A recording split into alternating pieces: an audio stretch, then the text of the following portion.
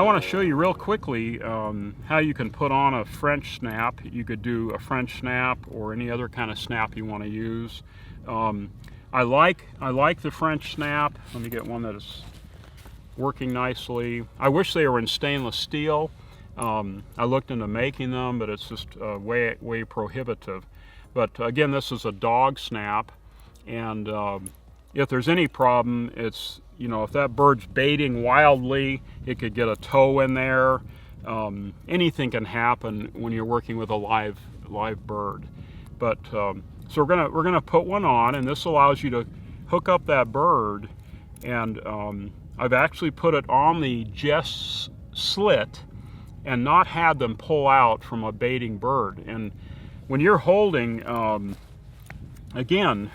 you're holding a bird on your fist, the jesses come through here. They should go through, I've been shown and taught this many years ago, they go through your middle fingers here, so when you close your fist, it locks on them. If you run your jesses down, straight down through here, when the bird baits, everything slides out of your hand like this. If you have them between here and you close your fist, it's not going anywhere.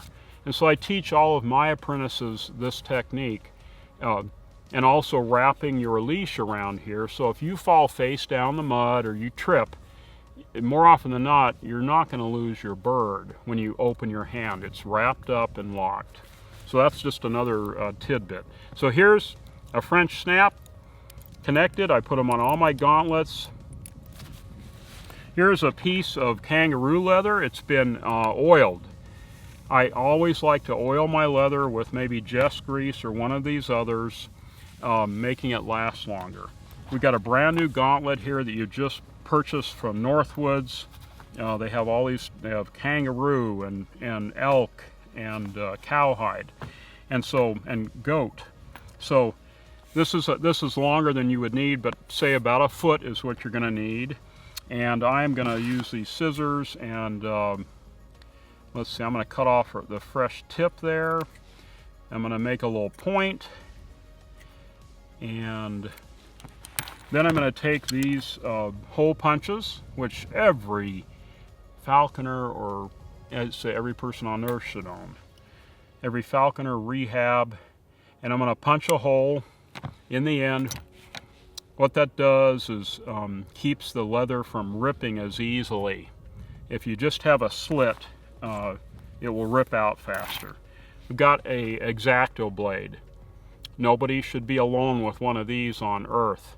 So I've got my cutting board. If you cut on your family dining room table, you're going to hear about that. You don't want to do that. Get some kind of a plastic or a real cutting board. I'm going to cut about say a 1-inch slit without cutting myself. I went to the hospital once with a bad cut. You don't want to do that. So I just slit it on that end. Okay, let's see if I can recall how to do this. Okay, then we're going to take about a foot. I can measure it here. Let's see.